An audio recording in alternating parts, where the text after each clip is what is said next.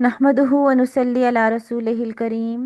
फ़ाउज़ु बिल्लाहि मिनश शैतानिर रजीम। बिस्मिल्लाहिर रहमानिर रहीम। रब्बिश्रह ली सदरी व यस्सिर ली अमरी वहलुल उक़दतम मिन लिसानी यफ़क़हू क़ौली। अल्लाहुम्मा अरिनल हक़्क़ा हक़्क़न वरज़ुक़ना इत्तिबाअ व अरिनल बातिला बातिलन वरज़ुक़ना इज्तिनाबा। आमीन। जी, कुरानन अजबा पार्ट 3। अल्हम्दुलिल्लाह। इसमें हमने देखेंगे कि कुरान पाक की मुख्तसर सूरतें जो अमूमन हम सबको याद होती हैं और हम नमाज़ों में भी पढ़ते हैं, तो उसको थोड़ी इन डेप्थ स्टडी करेंगे कि ये सूरतें असल में क्या मैसेज कन्वे कर रही हैं। छोटी सूरतें होने के बावजूद कैसे एक बड़ा मैसेज अल्लाह रब्बुल इज़्ज़त जो है वो दे देते हैं। आगाज़ हम इसका इंशाअल्लाह करते हैं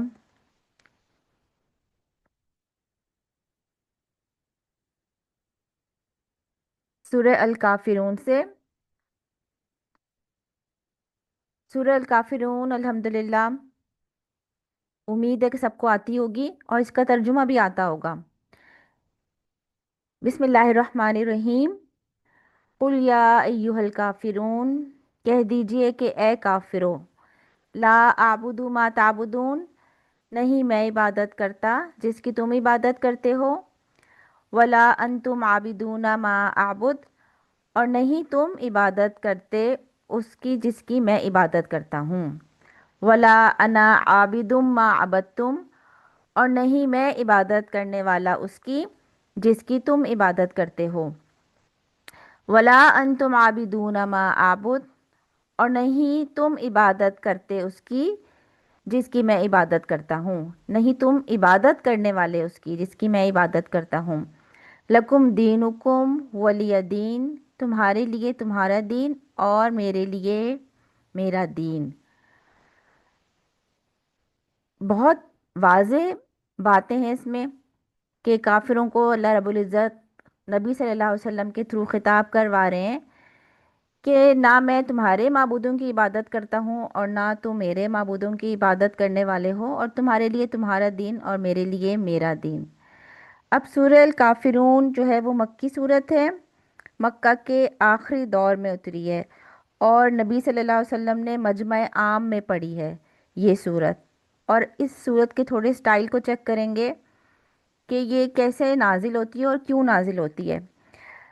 कुफ़ार जिनको नबी सल्लल्लाहु अलैहि वसल्लम से डायरेक्ट दीन को सीखने का मौका मिला था वो सीख सकते थे, रसूलुल्लाह सल्लल्लाहु अलैहि वसल्लम से डायरेक्ट दीन जान सकते थे, बहुत मौके मिले, लेकिन उन्होंने जानते बूझते रसूलुल्लाह सल्लल्लाहु अलैहि वसल्लम का इनकार किया, कुरान पाक का इनकार किया, जबकि उनके सामने ही बहुत से लोग मुसलमान भी हो रहे थे। लेकिन यहाँ पे जिन काफिरों का जिक्र किया जा रहा है वो कौन से काफिर हैं कि जिन्होंने जानते बूझते हुए सब कुछ सोचते समझते हुए नबी सल्लल्लाहु अलैहि वसल्लम का इनकार किया, यानी अनजाने में नहीं कर रहे, वो सब कुछ परख रहे हैं और जान रहे हैं, क्योंकि ये बिल्कुल मक्का के आखिरी दौर में नाजिल होने वाली सूरत है। और ये सूरत जो है इसको सूरह इखलास भी कहा जाता है, यानी इखलास से अव्वल ये है और इखलास से सानी वो सूरत है जो कुल हुल्लाहु अहद है। इखलास क्यों है कि इसमें तौहीद खालिस कर दी गई है, और इसका पेयर भी सूरह इखलास के साथ सूरह अल काफिरून का बनता है कि नबी सल्लल्लाहु अलैहि वसल्लम फजर की 2 रकतों में सुन्नत और मगरिब की 2 रकतों में सुन्नत रकतों में, वितर के आखिरी 2 रकतों में, इसी तरह तवाफ़ की नवाफिल की रकतों में पहली रकत में सूरह अल काफिरून की तिलावत किया करते थे। फिर रात सोने से पहले के अज़कार में ये शामिल है, और अगर कोई इसको पढ़ता है रात को सोने से पहले तो इंसान कुफर से उसकी बरात का आगाज़ हो जाता है। फिर आप देखें कि फजर का इस फजर की नमाज शुरू ही सुन्नतों से होती है और पहली रकत आप पढ़ ही सूरह काफिरून से आगाज़ कर रहे हैं अपने दिन का। तो इसका मतलब है कि इसमें एक बहुत ज़बरदस्त मैसेज मौजूद है। हज़रत अब्दुल्ला बिन उमर कहते हैं کہ میں نے 24 سے 25 بار جائزہ لیا ہے کہ نبی صلی اللہ علیہ وسلم فجر کی سنت میں سورہ الکافرون پڑھا کرتے تھے۔ تو انسان عمل اللہ کے لیے خالص کر لے اور اس میں کسی کا حصہ باقی نہ رہے، اس لیے یہ صورت انسان کے عمل کو اللہ کے لیے خالص کر لیتی ہے، یعنی اس نیت سے ہم انشاءاللہ پڑھیں گے۔ اچھا، اب مشرکین جو ہیں، جب مکہ میں نبی صلی اللہ علیہ وسلم کسی طرح سے بھی دعوت دینے سے باز نہیں آ رہے، انہوں نے بہت سارے نبی صلی اللہ علیہ وسلم کو پرپوزلز دیے۔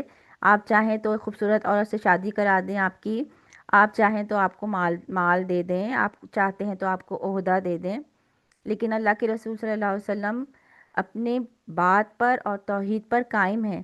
تب ان کا لاسٹ پرپوزل یہ ہے کہ اچھا ایسا کر لیتے ہیں کہ 1 سال آپ ہمارے معبودوں کی عبادت کریں اور 1 سال ہم آپ کے معبود کی عبادت کرتے ہیں، 1 سال اللہ کے لیے اور 1 سال جو ہے وہ ہمارے بتوں کے لیے۔ تو اب اس کے جواب میں سورہ الکافرون جو ہے وہ نازل ہوتی ہے۔ اب اس سورت کا آغاز جو ہے،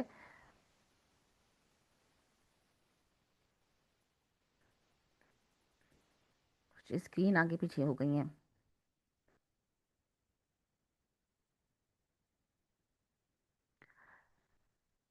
قل یا ایھا الکافرون، یہیں سے لے لیتے ہیں پھر۔ قل یا ایھا، بسم اللہ الرحمن الرحیم، قل یا ایھا الکافرون۔ اچھا، اب نبی صلی اللہ علیہ وسلم سے کہلوایا جا رہا ہے، آغاز کہاں سے؟ قل سے۔ اچھا، آپ اپنے مصحف کھول لیں اور مین پوائنٹس نوٹ کرتے چلے جائیں، اور آپ کی نظریں قرآن کی آیات پر ہونا ضروری ہیں، ٹھیک ہے؟ ارد گرد نہیں، بلکہ صرف آپ نے فوکس کرنا ہے اپنے مصحف کے اوپر، ان آیات پہ جہاں جہاں ہم ساتھ چل رہے ہیں۔ سب سے پہلے ہم کل کو دیکھتے ہیں۔ کل کہہ دیجئے، تو یہ کل سے ایک بات یہ کنفرم ہو رہی ہے کہ اللہ کے رسول کے اپنے الفاظ نہیں ہیں۔ نبی صلی اللہ علیہ وسلم ڈائریکٹ خطاب نہیں کر رہے کافروں سے، بلکہ نبی صلی اللہ علیہ وسلم کو اللہ تعالیٰ کی طرف سے کہا جا رہا ہے کہ آپ جو ہے وہ میسج دے دیں کافروں کو۔ اس کا مطلب ہے کہ پوائنٹ نمبر 1 کہ نبی صلی اللہ علیہ وسلم کی اپنی مرضی نہیں ہے، بلکہ وہ کیا کرتے ہیں؟ اللہ کا حکم مانتے ہیں، کوئی بارگننگ نہیں ہوگی، کیونکہ اللہ کے رسول صلی اللہ علیہ وسلم بذات خود جو ہیں وہ نرم ہیں اور اخلاق میں سب سے افضل اور اعلیٰ ہیں، اور ہو سکتا ہے کہ کافر سمجھتے ہوں کہ ان سے کچھ بارگننگ کا مسئلہ ہو سکتا ہے۔ تو یہاں پہ اللہ رب العزت ان سے، نبی صلی اللہ علیہ وسلم سے کہلوا رہے ہیں، اور بڑے سخت انداز میں کہلوا رہے ہیں کہ قل یا ایھا الکافرون۔ تو اس کا مطلب ہے کہ رسول کوئی ڈیسپریٹ نہیں ہے کہ آپ وہ رسول کی بات ضرور ہی مانیں، اور کوئی ڈیسپریٹ نہیں ہے کہ وہ آپ سے کوئی سودا کر لیں کہ 1 سال آپ کے معبودوں کی عبادت ہوگی اور 1 سال اللہ رب العزت کی عبادت ہوگی، بلکہ ان کو کہلوایا جا رہا ہے کہ یہ حکم اللہ رب العزت کا ہے، کائنات کے بادشاہ کا آرڈر آیا ہے، آسمان سے احکامات آ رہے ہیں، اور نبی صلی اللہ علیہ وسلم کے ہاتھ میں سمجھوتے کا کوئی حق موجود نہیں ہے۔ تو قل یا ایھا الکافرون، اے کافروں، ہر رشتہ داری ختم، ہر قبیلہ ختم، ہر طرح کی آئینی علیحدگی ہو چکی ہے، ڈائریکٹ اب ان کو کافر کہہ کے مخاطب کیا جا رہا ہے۔ اب جو ہے وہ کوئی رشتہ باقی نہیں رہا، بلکہ تم وہ کافر ہو جنہوں نے حق کو جان کر سمجھ کر ریفیوز کیا ہے۔ تو کفار مکہ وہ ہو جو بائزڈ ہو، تم وہ ہو جو جان بوجھ کر نبی صلی اللہ علیہ وسلم کو اور قرآن پاک کو جھٹلا رہے ہو، تو تم منکر ہو۔ تو یہاں پہ ہر قسم کا ٹائٹل ان سے لے کر ان کو کیا ٹائٹل دیا جا رہا ہے؟ یا ایھا الکافرون، اے کافروں۔ اب یہ بڑا سخت بات ہے، کیونکہ اللہ کے رسول مجمع عام میں ہیں اور ان لوگوں کو خطاب کر رہے ہیں جو مان کر نہیں دے رہے۔ تو اے کافروں، تو یہاں پہ کیا ہو گیا کہ تمہاری کانسٹنٹ نافرمانی کی وجہ سے، جب کہ تمہیں مکہ والوں کو بیسٹ موقع ملا تھا کہ نبی صلی اللہ علیہ وسلم ڈائریکٹ تبلیغ کر رہے ہیں، بہترین اخلاق دکھا رہے ہیں، محبت دکھا رہے ہیں، محبت سے دعوت کر رہے ہیں، لیکن تم اس قابل نہیں رہے۔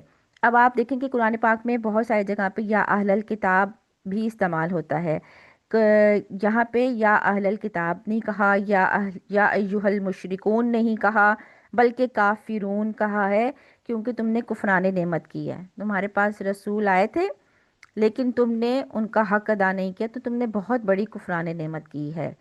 تو اتنے ہی بات سے ایک بہت زبردست روب بھی پیدا ہو رہا ہے، ایک بات میں زور پیدا ہو رہا ہے، شدت کی بات ہے یہ۔ اور آپ سوچیں کہ وہ کافر کھڑے ہوئے ہیں اور ان کو ڈائریکٹ خطاب کیا جا رہا ہے، اور کل سے آغاز ہو رہا ہے کہ اللہ رب العزت کا آسمان سے یہ میسج ہے۔ دوسرا کہ اس سے پتہ چلتا ہے کہ دین میں کوئی پک اینڈ چوز نہیں ہے، تو یہ اتھارٹی جو ہے وہ رسول اللہ صلی اللہ علیہ وسلم کے پاس بھی نہیں ہے کہ دین میں کوئی کسی بھی قسم کا پک اینڈ چوز کیا جائے۔ اگلی بات کیا کی گئی ہے کہ لا آبدو ما تعبدون۔ اب یہاں پہ ان کے فالس بتوں کو بالکل ریجیکٹ کر دیا گیا ہے کہ لا آبدو ما تعبدون، نہیں میں عبادت کرتا اس کی جس کی تم عبادت کرنے والے ہو۔ تو یہاں پہ قریش مکہ کو، وہ اللہ کو تو مانتے تھے لیکن وہ اللہ کے ساتھ دوسرے شریک بھی ٹھہراتے تھے، وہ حج و عمرہ تو کرتے تھے، اور آپ کو پتہ ہے کہ نبی صلی اللہ علیہ وسلم کے والد کا نام بھی کیا تھا؟ عبداللہ۔ تو اس کا مطلب ہے کہ وہ اللہ تعالیٰ کو مانتے ہیں، لیکن وہ کہتے تھے کہ آسمان کے خدا کے ساتھ جو دوسرے خدا، زمین پہ بھی کچھ خدا اس میں شریک ہیں۔ یعنی کہ آپ نے وہ دیکھا ہوگا کہ جو ہندو لوگ ہوتے ہیں وہ اکثر ہاتھ جوڑ کر بات کرتے ہیں، ہاتھ جوڑ کر دعا کلام کرتے ہیں، اور وہ اتنی ہمبلنس دکھانے کے پیچھے ان کا عموماً کانسیپٹ یہ ہوتا ہے کہ جو آسمان کا خدا ہے وہ زمین میں کسی کے روپ میں بھی آ سکتا ہے، تو وہ سوچتے ہیں کہ کہیں کسی سانپ کے روپ میں تو نہیں آ گیا، کسی بندر کے روپ میں تو نہیں آ گیا، کسی انسان کے روپ میں تو نہیں آ گیا، تو وہ اس کو اپنی ہمبلنس شو کرتے ہیں کہ کیا پتہ۔ اب آپ دیکھیں وہ بیچارے ہر جگہ خدائی ڈھونڈتے پھرتے ہیں، اور پھر ہر ایک کو ہاتھ جوڑ کر ان سے بات چیت کا آغاز کرتے ہیں کہ ہو سکتا ہے کہ اس میں خدا آ گیا ہو۔ تو قریش مکہ اسی طرح اللہ کو مانتے ہیں لیکن کچھ دیوی دیوتاؤں کو مانتے ہیں، بتوں کو مانتے ہیں، تو ان کی عبادت خالص اللہ کے لیے نہیں ہے، بلکہ اس میں شرک چھپا ہوا ہے۔ یعنی عبادت کے ساتھ جب شرک جڑ جاتا ہے تو توحید تو کام باقی نہ رہی، تو عبادت کا پھر اس پیٹرن سے یہ عبادت قائم نہیں ہوتی جو خود اللہ تعالیٰ اور اس کے رسول نے طریقے بتائے ہیں۔ عبادت صرف وہ ہوگی جس میں صرف توحید ہے اور اللہ کے علاوہ کوئی اور بھی شامل نہیں ہو سکتا۔ تو لا آبدو، نہیں میں عبادت کرتا اس کی جس کی تم عبادت کرتے ہو۔ تو عبادت جو ہے وہ عبد سے ہے، اور عبد کہتے ہیں غلامی کو۔ تو ایک غلام کیسا ہوتا ہے؟ جو وہی کرتا ہے، ہر وہ کام کرتا ہے جو اس کے آقا نے آرڈر کیا ہوتا ہے، اور ہر وہ کام کرتا ہے جس سے اس کا آقا راضی ہو جائے۔ تو یہاں پہ اللہ کے رسول کیا بتا رہے ہیں کہ میں صرف اللہ کے کو راضی کرنے کے کام کرتا ہوں، میں صرف اللہ کے آگے جھکتا ہوں، میں صرف اللہ سے مانگتا ہوں، اور جس سے تم مانگتے ہو، جس کے آگے تم جھکتے ہو، میں اس کی عبادت نہیں کرتا۔ تو اس سے کیا بات پتہ چلی کہ اسلام جو ہے وہ باقی ادیان سے مختلف ہے، اور کسی بھی مذہب کی سیلیبریشنز کو نہیں اپنایا جا سکتا۔ یعنی ہم کمپلیٹلی اس سے بالکل ہمیں منع کیا گیا ہے کہ ہم کسی بھی ریلیجن کی سیلیبریشنز کو اپنائیں، ان کی مذہبی رسومات، کیونکہ اس میں تو شرک کا شائبہ ہے۔ اچھا جی، پھر اگلی آیت کیا ہے کہ ولا انتم عابدون ما عابد۔ یہاں پہ کیا ہے کہ نہ، ولا اور نہیں، انتم تم عابدون عبادت کرنے والے ہو، ما عابد جس کی میں عبادت کرتا ہوں۔ اب پہلا خطاب کافروں کو کیا گیا کافر کہہ کر، اور یہاں پر کیا کہا گیا کہ میں اس کی عبادت نہیں کرتا، تم بھی اس کی عبادت نہیں کرتے جس کی عبادت میں کرتا ہوں۔ یعنی میں تم سے ہوپ لیس ہوں، تم آئندہ بھی ایسے ہی رہو گے، تم نے پیچھے بھی حق کو جان کر نہیں مانا، اور تم سے آئندہ کے لیے بھی امید کیا ہے کہ تم آئندہ بھی نہیں مانو گے۔ دوسرا اس کا یہ مطلب بنتا ہے کہ ہمارا رب کیسا ہے، واٹ اے گرینڈ رب ہی از، ایک اکیلا ہی کافی ہے۔ مطلب مگر تم جو ہو وہ ان بتوں کو شریک ٹھہرا رہے ہو، تمہیں اللہ کی عظمت اور بڑائی کا پتہ ہی نہیں ہے، تم اس کی عبادت کر ہی نہیں سکتے۔ تو جب تک رب کی معرفت نہیں حاصل کرو گے تو تم ان چھوٹے چھوٹے خداؤں کو ہی پوجتے رہو گے۔ تو یہاں پہ ان کو کرٹیسائز کیا جا رہا ہے کہ تم کر ہی نہیں سکتے، تم اس قابل ہو ہی نہیں کہ تم رب کی ذات کو سمجھ سکو اور اس کے آگے جھک سکو۔ تو اس سے کیا بات پتہ چل رہی ہے کہ اللہ تعالیٰ کی معرفت ہونا کتنا اہم ہے، اور اللہ تعالیٰ جس کو چاہیں اتنی معرفت دیتے ہیں اس کو، اور جس کو اپنے سے قریب کرنا چاہیں اس کو اللہ تعالیٰ کی زیادہ معرفت حاصل ہونا شروع ہو جاتی ہے۔ مطلب سبحان اللہ، ہم اللہ تعالیٰ کی بڑائی اور اللہ تعالیٰ کی کبریائی کو امیجن نہیں کر سکتے، سوچ نہیں سکتے، لیکن جس کو اللہ تعالیٰ جتنی توفیق دیتا ہے وہ اتنا اللہ تعالیٰ کے بارے میں غور و فکر شروع کر دیتا ہے، لیکن کیونکہ تم سمجھنا نہیں چاہتے تو توفیق تم سے چھین لی گئی ہے۔ ولا انتم عابدون ما اعبد، اور تم عبادت کرنے والے نہیں ہو جس کی میں عبادت کرتا ہوں، تم اس کو ٹیسٹ ہی نہیں کر سکتے عبادت کے اس حصے کو۔ پھر اگلی آیت کیا ہے، ولا انا عابد ما عبدتم، اور نہ میں عبادت کرنے والا ہوں اس کی جس کی تم عبادت کرتے ہو۔ یہاں پہ ایک تو تکرار ہے، ٹھیک ہے، دوسرا بتایا ہے کہ کفار تم تو کمپرومائز کر سکتے ہو، تم تو یہ والا پرپوزل ہمیں دے سکتے ہو کہ ایک سال ہمارے بتوں کی عبادت کرو، ایک سال ہم تمہارے بتوں کی عبادت کرتے ہیں، لیکن ہم اس پرپوزل کو ریجیکٹ کرتے ہیں، ہم کمپرومائز نہیں کر سکتے۔ ہم یہ نہیں کر سکتے کہ ہم ایک سال تمہارے بتوں کی عبادت کریں اور ایک سال اپنے اللہ کی عبادت کریں۔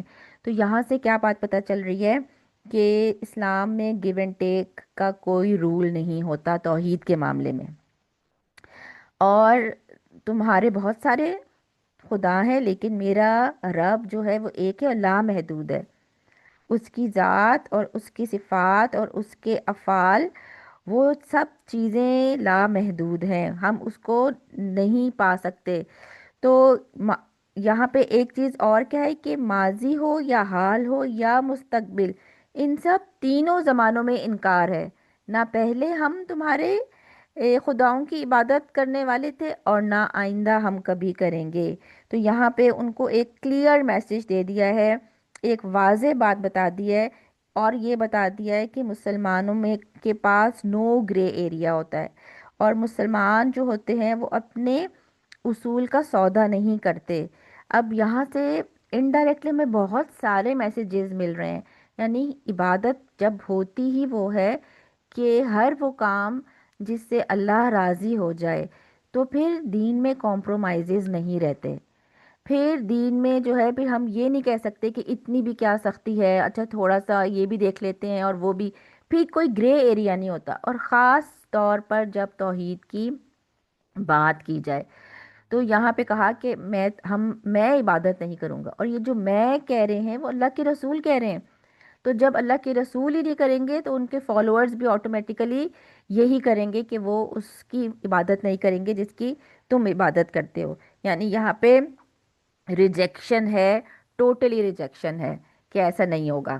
پھر اگلی آیت پھر اسی آیت کی تکرار ہے کہ ولا انتم عابدون ما عابد، اور نہ تم اس کی عبادت کرنے والے ہو جس کی میں عبادت کرتا ہوں۔ تو اس کا مطلب کیا ہے کہ disbelievers won't accept true worship of Allah, یہ ڈس بلیورز اور بلیورز دونوں الگ الگ کائناتوں کے مسافر ہیں۔ تم کمزور، عاجز اور بے جان اور بے حقیقت چیزوں کے ماننے والے ہو، تم نان لیونگ تھنگس کے آگے بھی سجدہ کرتے ہو، تم جانداروں کو بھی اپنا خدا بنا لیتے ہو، لیکن ہم جو ہیں وہ اس میں کوئی بھی ایسا معاملہ نہیں کرتے، ہمارا جہان ہی اور ہے اور ہم اللہ تعالیٰ کی صحیح پہچان رکھتے ہیں۔ تو یہاں سے ان ایک اور بار تکرار کر کے اس چیز کو بالکل ختم کر دیا گیا کہ تم کوئی بھی ہم سے किसी भी किस्म की उम्मीद नहीं लगा सकते। अब आयत नंबर 6 क्या है? लकुम दीनुकुम वलिय दीन। तुम्हारे लिए तुम्हारा दीन और मेरे लिए मेरा दीन। अब यहाँ पे लकुम से बात शुरू की गई है, और यहाँ पे ये नहीं कहा गया दीनुकुम लकुम और दीनी वलिया के दीन तुम्हारा तुम्हारे लिए और दीन मेरा मेरे लिए, बल्कि लकुम से आगाज़ की जा रही है कि एक सख्ती वाली बात है कि कुफर जो है वो सारे का सारा एक मिल्लत है और इस्लाम सारे का सारा दूसरी। यानी दुनिया में दो ही कॉन्सेप्ट्स हो सकते हैं, या कोई इंसान इस्लाम पे होगा या कोई इंसान गैर इस्लाम पे होगा। तो यहाँ पे सख्ती से रद्द किया जा रहा है, लकुम दीनुकुम, तुम्हारे लिए तुम्हारा दिन। एक बात में सख्ती है कि जब लकुम से आगाज है कि जो तुमने अगर नहीं माना तो तुम पे कोई सख्ती नहीं है, अभी तुम्हारे लिए वही दीन है जिस पे तुम अमल कर रहे हो, कोई बीच का रास्ता नहीं है, डांट है, शिद्दत है। और क्योंकि यहाँ पे कॉम्प्रोमाइज का नो कॉम्प्रोमाइज है, कोई ग्रे एरिया नहीं है। तो यहाँ पे क्या बताया है कि दीन की बुनियादों में कॉम्प्रोमाइज का कोई तरीका काबिल कबूल नहीं है। यानी पीछे से जो बात चली आ रही थी कि ना हम तुम्हारे माबूद की इबादत करेंगे ना तुम क्या करने वाले हो एक अल्लाह की इबादत, और आगे फैसला कर दिया गया कि तुम मानने वाले हो ही नहीं। अच्छा, इसका मतलब ये नहीं है कि हम हर काफिरों के लिए ये चीज़ को इम्प्लीमेंट करें, बल्कि इसका मतलब कौन से काफिर हैं? जो हक जानकर समझकर जानबूझकर डिनायल मोड पे रहते हैं, वो जो बिल्कुल भी हक जो है वो कबूल करने को तैयार नहीं है।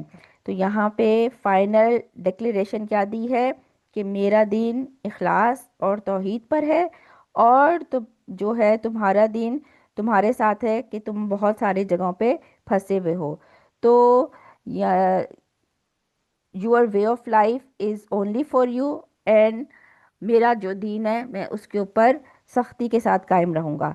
तो मुफस्सिरीन यहाँ पे बताते हैं कि इस सूरत का असल पैगाम ये था कि अब जो है वो मुसलमान जो हैं वो हिजरत कर जाएं। अब उनके लिए यहाँ पर और लोग जो हैं वो मुसलमान होने वाले नहीं हैं। फिर इसके कुछ अरसे बाद रसूलुल्लाह सल्लल्लाहु अलैहि वसल्लम और सहाबा कराम जो हैं वो मदीना की तरफ हिजरत कर जाते हैं, क्योंकि ये मक्के का बिल्कुल आखिरी दौर है।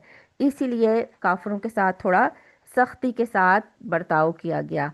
तो अब यहाँ पे इसका कंक्लूजन क्या निकलता है कि एंड ऑफ कॉम्प्रोमाइजेस, अब कोई कॉम्प्रोमाइज़ हो नहीं सकता, और आइडियोलॉजिकल सुपरियॉरिटी हो गई है। मुसलमान एक अलग रियासत है, मुसलमानों का एक अपना नज़रिया है, और मुसलमान जो है वो गिव एंड टेक के उसूल पे नहीं चलेंगे। ठीक है। अब यहाँ से आप देखें कि आपने सूरह अल काफिरून में कुछ नया क्या देखा। कोई कुछ शेयर करेगा?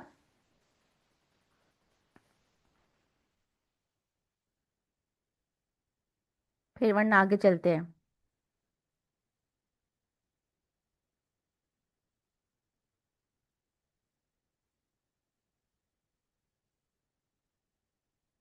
जी रेहाना।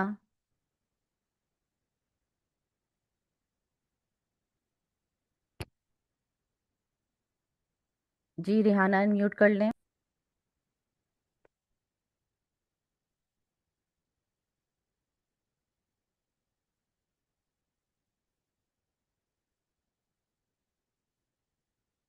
सूरह अल इखलास। बिस्मिल्लाहिर्रहमानिर्रहीम। कुल हुवल्लाहु अहद, अल्लाहु समद, लम यलिद वलम यूलद वलम यकुल लहू कुफुवन अहद। अल्हम्दुलिल्लाह, हर मुसलमान को, बच्चे को, बड़े को सूरह अल इखलास आती है। ठीक है। और इसका तर्जुमा भी आता है अल्हम्दुलिल्लाह। थोड़ा सा इसका सूरत को देखते हैं कि ये सूरत जो है वो इसके बारे में आता है कि एक तिहाई कुरान के बराबर है। तो एक तिहाई कुरान के बराबर ये कैसे है कि एक तो इसका सवाब, इसको पढ़ने का, इतनी बड़ी सूरत है, इतनी पावरफुल है कि इसका सवाब जो है वो तकरीबन एक तिहाई कुरान के बराबर बताया गया। दूसरा, जो अगर एक तिहाई कुरान को देखा जाए तो कुरान पाक जो है وہ تین مضمون کا مجموعہ ہے، قرآن کے تین موضوع ہیں، ایک نمبر ایک توحید، نمبر دو احکامات، اور نمبر تین قصص۔ تو یہ جو سورہ الاخلاص ہے، یہ توحید کے اوپر بیس کرتی ہے، اللہ رب العزت کا تعارف ہے، اللہ رب العزت کی توحید ہے مکمل اس میں۔ تو اس لیے یہ ایک پورا سبجیکٹ کور کر لیتی ہے توحید کا، جس کی وجہ سے اس کو ون تھرڈ کہا جاتا ہے کہ قرآن کے برابر ہے۔ پھر اللہ کے رسول صلی اللہ علیہ وسلم کو اس صورت سے خاص محبت تھی۔ آپ صلی اللہ علیہ وسلم ہر نماز کے بعد پڑھتے تھے، صبح و شام کے اذکار میں تین تین بار پڑھتے تھے، سوتے ہوئے اس کا دم کرتے تھے۔ اور اس صورت کے بارے میں آتا ہے کہ اگر کوئی اس کو 10 بار پڑھنے والا کو جنت میں محل کی بشارت دی جاتی ہے۔ پھر رسول اللہ صلی اللہ علیہ وسلم فجر کی سنتوں میں سورہ کافرون کے ساتھ اگلی رکعت میں، مغرب کی سنتوں میں، پھر طواف کے نوافل میں، اور پھر وطر کی دوسری رکعت میں سورہ اخلاص کی تلاوت کیا کرتے تھے۔ تو دین اسلام کی سب سے بڑی خصوصیت ہی توحید ہے، اور اگر توحید کو نہ سمجھیں تو ہم مکمل دائرہ اسلام میں داخل نہیں ہو سکتے۔ پھر ایک صحابی کے بارے میں آتا ہے کہ وہ امیر لشکر تھے، اور وہ ہر رکعت میں سورہ اخلاص پڑھتے تھے۔ تو لوگوں نے ان کو پوچھا کہ آپ ایسا کیوں کرتے ہیں، تو انہوں نے کہا، اور رسول اللہ کو جا کے بتایا تو ان سے پوچھا گیا، تو انہوں نے کہا کہ مجھے اس سورت سے محبت ہے۔ تو ان کو خوشخبری کیا دی گئی کہ اللہ بھی تم سے محبت کرتا ہے۔ اسی طرح ایک اور انصاری صحابی تھے، وہ امامت کراتے ہوئے ہر سورت کے بعد سورہ اخلاص جو تھے وہ پڑھتے تھے۔ تو اسی طرح انہوں نے بھی یہی بتایا تھا کہ مجھے اس سورت سے محبت ہے۔ تو ان کو کیا بشارت ملی تھی کہ اس کی محبت نے تمہیں جنت میں داخل کر دیا، یعنی سورہ اخلاص کی محبت سے انسان جنت تک پہنچ سکتا ہے۔ تو ہم اس صورت کو آج ڈیٹیل میں دیکھیں گے کہ ایسی کیا چیز ہے اس صورت کے اندر۔ پھر اللہ رب العزت کے بارے میں اگر کسی کو شک آئے، وسوسے آئیں، تو وہ اس صورت کو پڑھے تو وہ شک اور وسوسے چلے جاتے ہیں۔ اسی طرح اگر اپنے بارے میں ریاکاری کا ڈر ہو، ریاکاری سے جان چھڑانا چاہتے ہوں، تو بھی اس صورت کو کثرت سے پڑھنے سے انشاءاللہ افاقہ آئے گا۔ پھر اب اس میں جائیں کہ یہ نازل کیسے ہوئی۔ تو کفار مکہ کے ایک گروہ نے آ کر رسول اللہ صلی اللہ علیہ وسلم سے پوچھا، ان سے کہنے لگے کہ آپ اپنے رب کا نسب بتائیں۔ تو اس کے اوپر جو ہے اس کے بعد یہ صورت نازل ہو گئی، کیونکہ اللہ رب العزت جو ہے وہ تو ایک ہی ہیں، اور نہ کوئی ان کا بیٹا ہے، اور نہ وہ کسی کے نہ وہ کسی کے بیٹے ہیں۔ تو یہاں پر جب وہ نسب پوچھنے کے لیے آئے تو اس کے جواب میں ان کو یہ صورت سنا دی گئی۔ تو اب اگر کوئی شک ہے، اسی لیے کہتے ہیں کہ اگر اللہ کے بارے میں کچھ شک ہے، کوئی وسوسے ہیں، تو اس صورت کو پڑھ کر 3 بار اپنے بائیں جانب تھتکارنے سے وہ وسوسے اور شکوک چلے جاتے ہیں۔ چلیں جی، اس کا آغاز کرتے ہیں کہ اللہ تعالیٰ کی ذات کیا ہے، اس کی تعالیٰ ہمیں حقیقی پہچان کرائے تاکہ ہم اللہ تعالیٰ سے سچی محبت کر سکیں۔ تو سب سے پہلی کیا چیز ہے کہ قل سے آغاز، اور وہی والی چیز ریپیٹ ہوئی ہے جو قل یا ایھا الکافرون میں، یعنی اہم میسج ہے، اور محمد صلی اللہ علیہ وسلم کا اپنا نہیں بتایا گیا، بلکہ ان سے کہلوایا جا رہا ہے، اللہ کی طرف سے میسج آیا ہے کہ جس رب کا تم نسب پوچھتے ہو، قل هو اللہ احد، وہ اللہ کیسا ہے، وہ ایک ہے۔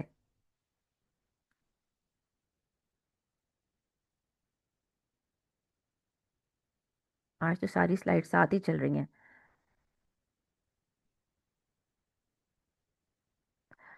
اچھا جی، جس رب کا پوچھ رہے ہو قل هو اللہ احد، وہ رب ایک ہے، آپ کہہ دیجئے کہ وہ اللہ ایک ہے۔ اب یہاں پہ جو احد کا لفظ ہے وہ بہت زیادہ امپورٹنٹ ہے۔ احد کا مطلب ہوتا ہے کہ یونیک، احد کا مطلب ہوتا ہے ون اینڈ اونلی۔ اچھا، واحد بھی ایک کے لیے استعمال ہوتا ہے، اور عربی کاؤنٹنگ میں پہلا لفظ واحد آتا ہے۔ اور واحد اور احد میں فرق کیا ہے کہ واحد کا مطلب ہوتا ہے ون، اور احد کا مطلب ہوتا ہے دا اونلی ون، یعنی اگر کسی کو کہنا ہو کہ کوئی ایک کوئی ایک نہیں ہے، تو اس کا مطلب ہوتا ہے کہ کوئی ایک نہیں ہے بلکہ اور بھی ہیں، لوگ ہیں یہاں پہ بس کوئی ایک نہیں ہے، تو وہ کہے گا لیس واحد۔ اور اگر وہ کہے گا کہ یہاں پر کوئی بھی نہیں ہے، تو اس تو کہے گا لیس احد۔ یعنی واحد کا مطلب ہے کہ کوئی ایک نہیں ہے بلکہ اور بھی ہو سکتے ہیں، واحد کی جمع بھی ہو سکتی ہے۔ لیکن احد کا مطلب ہوتا ہے کہ کوئی بھی نہیں، لیس احد، کوئی ایک بھی نہیں، یعنی دا اونلی ون، اس کا مطلب ہوتا ہے احد کا۔ اس لیے اللہ رب العزت نے یہاں پہ واحد نہیں بلکہ احد اپنے تعارف میں سب سے پہلی چیز بتائی ہے۔ اور احد جو ہے اس کا مطلب ہے کہ اب جو صرف ایک ہے، اس کا مطلب ہے کہ نو کمپٹیشن ہے، نو پیئر ہے، نو کمپیریزن ہے، صرف احد ہے، بس دا اونلی ون۔ کتنی یونیک چیز ہے نا کہ اللہ تعالیٰ نے اپنے لیے جو احد کا لفظ استعمال کیا ہے قرآن پاک میں، وہ صرف اس صورت میں اپنے لیے یہاں پہ استعمال کیا ہے احد۔ یہ آپ کو اور جگہ پہ اللہ تعالیٰ کے نام کے ساتھ نہیں ملے گا۔ آپ کہہ دیجئے کہ وہ اللہ ایک ہی ہے۔ اب عرب کے لیے یہ تعارف بہت بھاری تھا، کیونکہ وہ تو لینگویج جانتے تھے نا، تو ان کے لیے تو ہر قبیلے کا ایک خدا تھا۔ اور ہر جس طرح کے بھی آپ کو پیچھے ہندوؤں کا کانسیپٹ بتایا ہے کہ وہ تو سمجھتے تھے کہ آسمانوں کا خدا جو ہے وہ کسی بھی فارم میں، کہ زمین کے اوپر کسی بھی بت کے اندر آ سکتا ہے، تو ہم اس لیے ان بتوں کے آگے جھکتے ہیں۔ تو اب آپ کو وہ کانسیپٹ سمجھ میں آ جائے گا کہ حضرت بلال کے اوپر جب امیہ بن خلف جو تھا وہ تشدد کرتا تھا، تو حضرت بلال کیا کہتے تھے؟ احد احد، مطلب وہ وہاں پہ لا الہ الا اللہ نہیں کہہ رہے ہوتے تھے، بلکہ وہ کہتے تھے احد۔ اور یہ چیز جو امیہ بن خلف ہے اس کے لیے زیادہ پرابلم کریٹ کرتی تھی، کہ احد کا مطلب ہے اور کوئی بھی نہیں ہے، صرف ایک اللہ ہے۔ اور وہ کیا کہہ رہے ہیں؟ اللہ بھی ہے اور اللہ کے ساتھ شریک بھی ہیں، جس کی وجہ سے وہ ان کو ٹارچر کر رہا ہے۔ تو اب آپ دیکھیں کہ جب قل هو اللہ احد، تو پھر کسی بھی اور خدا کی گنجائش نہیں رہتی۔ پھر اگر کوئی اپنی لاجک کو اپنا خدا بنائے، کوئی اپنی عقل کو خدا بنائے، کوئی کسی سائنس کو خدا بنائے، کسی پیر کو، فقیر کو، کسی نبی کو، فرشتے کو، کوئی بھی چیز جو ہے نا، کوئی بھی چانسز باقی نہیں رہتے۔ قل هو اللہ احد، احد تو بس ایک ہے۔ اور سورہ الانعام میں اللہ رب العزت نے بتایا ہے کہ ان الصلاۃ و نسکی و محیای و مماتی للہ رب العالمین، کہ میری نماز، میری ان صلاتی و نسکی، میری نماز، میری قربانی، میرا جینا، میرا مرنا، سب اللہ رب العالمین کے لیے ہے۔ تو جب ایک احد گول ہوتا ہے، تو آپ کے شارٹ ٹرم گولز ہو یا آپ کے لانگ ٹرمز گول ہوں، وہ صرف اللہ تعالیٰ سے بلانگ کرتے ہیں۔ پھر آپ کو اس ایک اللہ کو ہی راضی کرنا ہوتا ہے، پھر آپ کو اسی ایک اللہ سے محبت کرنی ہوتی ہے، اور پھر آپ کو اسی ایک اللہ کی رسی کو تھامنا ہوتا ہے۔ پھر ساری باقی ساری محبتیں جو ہے نا، وہ ان کا کوئی حقیقت نہیں رہتی۔ یعنی والذین آمنوا اشد حب للہ کیسے بنتے ہیں؟ جب وہ اللہ کے ایک ہونے پہ ہم یقین کرتے ہیں۔ اب آپ خود اندازہ کریں کہ دنیا کی ساری محبتیں، ساری کی ساری محبتیں، کوئی محبت حق نہیں ہے، کیونکہ ایک اللہ تعالیٰ کی ذات ہی حق ہے۔ اور باقی ساری محبتیں آپ کے گیو اینڈ ٹیک کے اصول پہ چلتی ہیں، وہ ٹیمپریری ہوتی ہیں۔ مطلب جس کو آپ محبت سمجھتے ہیں، اگر آپ کی مفاد پہ ضرب پڑے تو وہ محبت جو ہے وہ ختم ہو جاتی ہے۔ اور کتنے محبت کے دعوے جو ہیں وہ کتنی جلدی ختم ہو جاتے ہیں۔ لیکن جو اللہ تعالیٰ سے محبت ہوتی ہے اتنی پیور ہوتی ہے کہ وہ انسان کے آخری سانس تک چلتی ہے۔ تو جب ہم آہت کے اوپر آ جائیں گے، تو ہمارے دین کے معاملے میں قربانیاں دینی آسان ہو جائیں گی۔ تو کیونکہ ہم ابھی آہت کے اوپر نہیں ہیں، ہمارا وہ لیول نہیں ہے کہ ہم اللہ تعالیٰ کو ایک سمجھ کر، سینٹر آف لائف سمجھ کر وہ والی مشقتیں اور محنت کریں جو صرف اللہ تعالیٰ کو راضی کرنے کے لیے ہوں۔ تو جبھی تو ہم زیادہ خوار ہوتے ہیں، جبھی ہم زیادہ تھکتے ہیں، جبھی ہم جلدی مایوس ہو جاتے ہیں۔ تو اس چیز کے اوپر، اس پیٹرن پہ اپنے آپ کو اس چیز کے اوپر لے کر آنا کہ قل هو اللہ احد، بس اللہ تعالیٰ ایک ہی ہے، وہ اللہ جس کا تعارف کیا ہے، وہ ایک ہے۔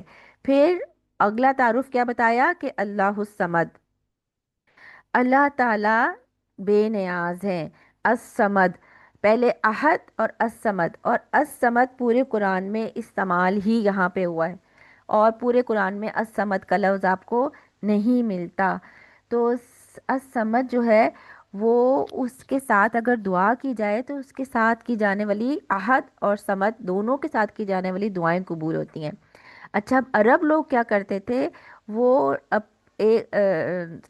سمد کا لفظ یوز کرتے تھے ٹیبل راک کے لیے، کہ سمندر کے بیچ میں جہاں پہ ان کو ہوتا تھا کہ اپنی کشتیاں ہم یہاں پہ باندھ دیں کسی ایسی ٹیبل راک سے کہ جو خود تو کسی سے نہ جڑی ہو لیکن کشتیاں جو ہیں وہ اس سے جڑ جائیں، تو سمد اس کو کہتے ہیں جو دوسرے کو سہارا دے لیکن وہ خود کسی کا سہارا نہیں لیتا۔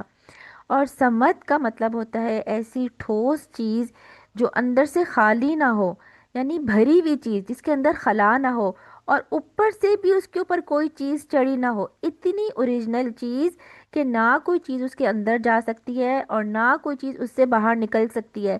تو اللہ رب العزت کی ذات الصمد ہے، تو اس کا مطلب ہے کہ اس کی ذات جو ہے وہ کامل ہے، اس کا مطلب ہے کہ اللہ رب العزت کی ذات پرفیکٹ ہے، اس کا مطلب ہے کہ یہ وہ ذات ہے الصمد جس کو زوال نہیں ہو۔ اب آپ یہ سوچیں کہ عرب اس کو کیسے لے سمجھیں گے جب ان کو کہا جائے گا قل هو اللہ احد، اور کون ہے اللہ الصمد، وہ جو پیور ہے، وہ جو پرفیکٹ ہے، وہ جس کو آفت اور مصیبت نہیں پہنچتی۔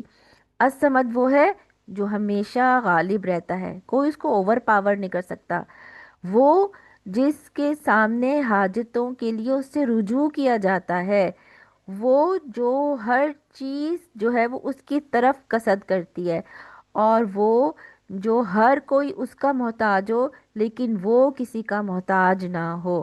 کتنا زبردست اللہ رب العزت کا تعارف ہے ایک چھوٹے سے لفظ میں الصمد۔ اور اسی لیے جب آپ الصمد کہہ کے اللہ الصمد کہہ کے دعا مانگتے ہیں تو آپ کی دعا قبول ہوتی ہے۔ تو میں آپ کو 10 سیکنڈز دے رہی ہوں کہ آپ اللہ الصمد کر کے کہیں اور دل کے ساتھ کہیں اور اپنی حاجت اللہ تعالیٰ کے آگے رکھیں، ٹھیک ہے؟ تو آپ دعا مانگیں، الصمد سے دعا مانگنا اسٹارٹ کریں، اللہ الصمد اللہ الصمد اللہ الصمد، وہ ذات کامل ہے، اللہ الصمد، اس کو زوال نہیں ہے، اللہ الصمد، اس کو کوئی آفت اور مصیبت نہیں آتی، اللہ الصمد، وہ ہمیشہ غالب رہتا ہے، وہ کنٹرول والا ہے، اللہ الصمد، وہ مضبوط ہے، اوریجنل ہے، اللہ الصمد، وہ کسی کا محتاج نہیں ہے، اللہ الصمد، میں اپنی ساری دعائیں اور میرے سارے ارادے اس کی طرف قصد کرتی ہوں۔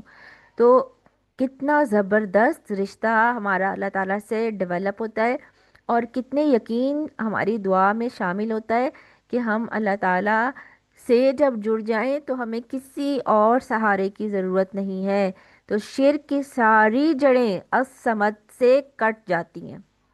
اگر ہم احد اور الصمد سے جڑ جائیں تو ہم کہیں پر بھی شرک نہ کریں، اور ہمارے چھوٹے چھوٹے معاملات میں بھی شرک ہے کہ ہم اپنی امیدیں کبھی کسی انسان سے لگا لیتے ہیں، کبھی ہم کسی بندے کے بارے میں سوچ لیتے ہیں کہ یہ میرے کام آ جائے گا، یا ناراض اس لیے ہو جاتے ہیں کہ فلاں میرے کام نہیں آ سکا۔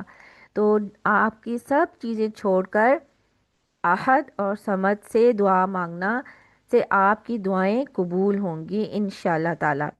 پھر اگلی آیت ہے آیت نمبر 3، کہ اللہ تعالیٰ اپنا اور کیا تعارف دے رہے ہیں، لم یلد ولم یولد، لم یلد نہیں اس سے کوئی پیدا ہوا، ولم یولد اور نہ وہ کسی سے پیدا ہوا ہے۔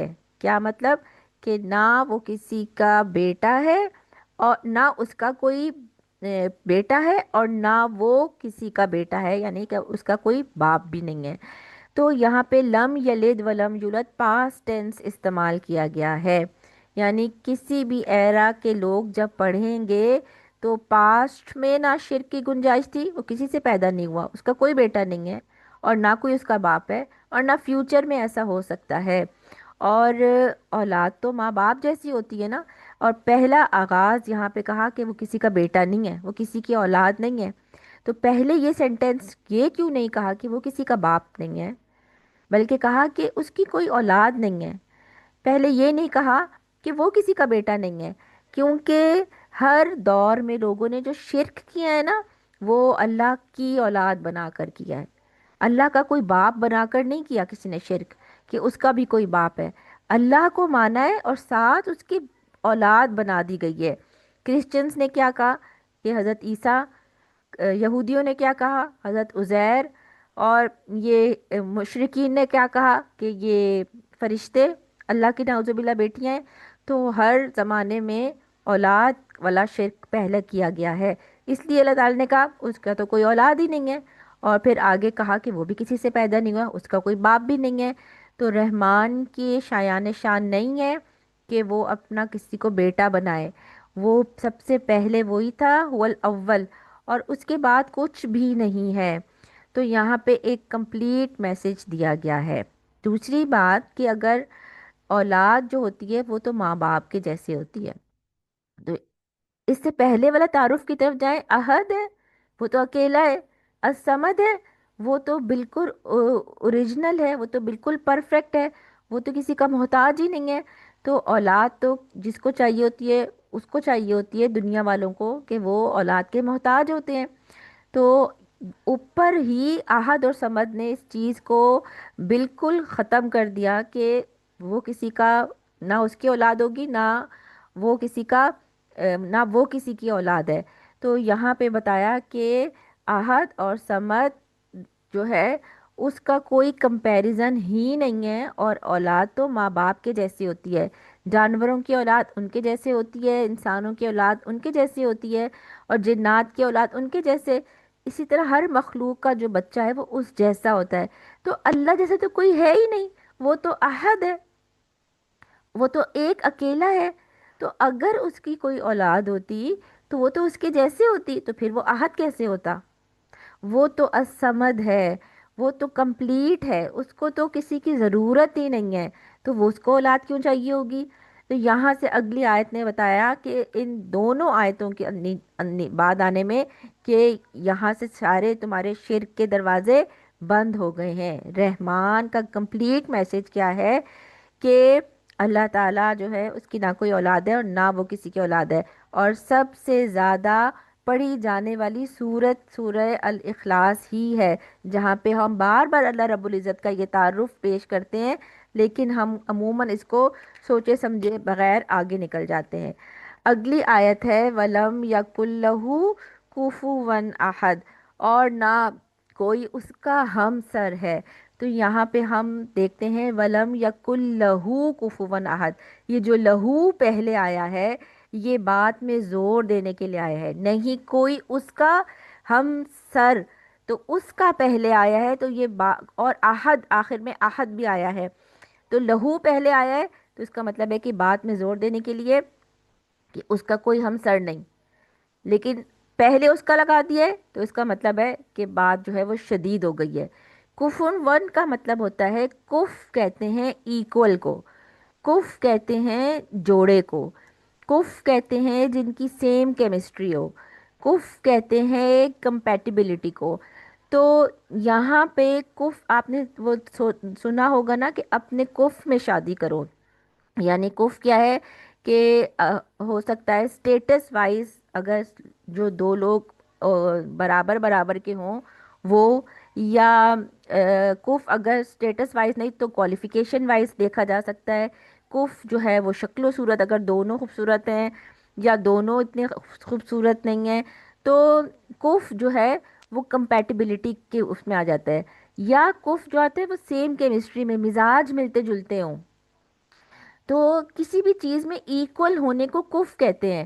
تو ہر مخلوق جو ہے اس کا اسی مخلوق کے ساتھ کف بنتا ہے، لیکن یہاں پر اللہ تعالیٰ کے کو احد ہے، اس کا کوئی ایکول نہیں ہے، اس کا کوئی جوڑا نہیں ہے، اس کی کوئی بیوی نہیں ہے، اس کی کسی کے ساتھ کیمسٹری نہیں ملتی، اس کی کسی کے ساتھ کمپیٹیبلٹی ہے ہی نہیں، اس کا کوئی مقابلہ ہے ہی نہیں۔ یعنی یہاں پہ آ، اللہ رب العزت کے بارے میں تو آتا ہے نا، لئیسا کا شیء، لئیسا کا مثلی ہی شیء، اللہ تعالیٰ کے جیسے کسی کی مثال بھی نہیں دی جا سکتی کہ ہم صرف مثال ہی دے دیں۔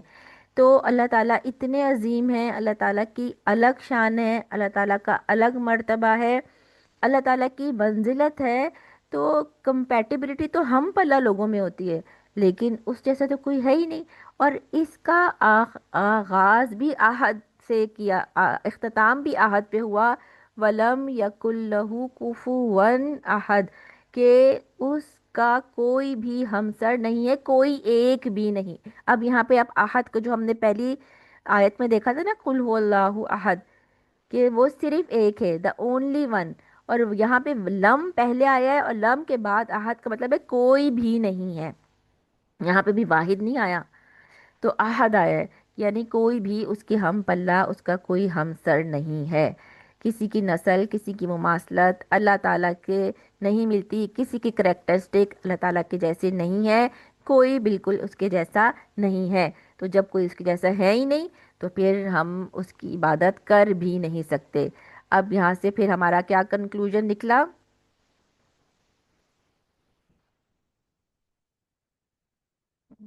کیا ہو گیا؟ اچھا، کنکلوژن ہمارا نکلا کہ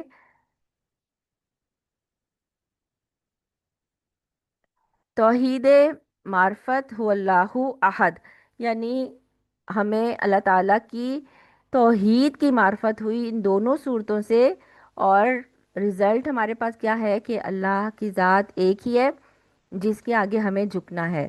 اب آپ نے کیا کرنا ہے کہ اپنی اگر آپ کو ترجمہ آتا ہے تو بہت اچھی بات ہے، نہیں آتا تو اس کو یاد کر لیں، اور آپ نے اللہ رب العزت سے ان ناموں کے ساتھ دعا مانگنی ہے، احد اور صمد، اور اپنی جو رسول اللہ کی آپ کو سنت پتہ چلی ہے کہ وہ ان نمازوں میں کن کن نمازوں میں پڑھتے تھے، اس میں کانشیسلی پڑھنا ہے۔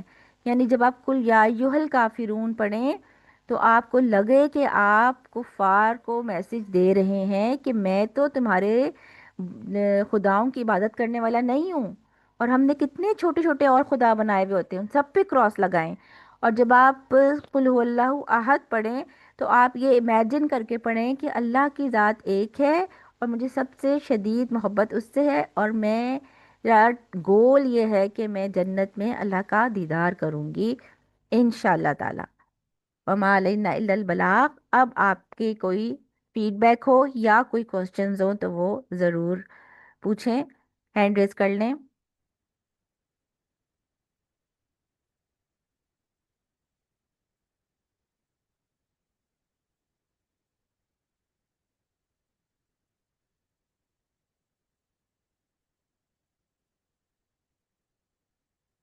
جی نگہت، میرے پاس، جی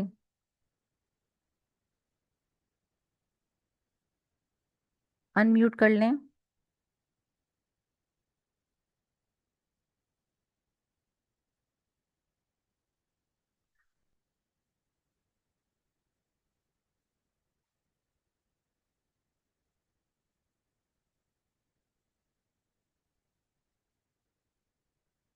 جی ان میوٹ کر لیں نگہت۔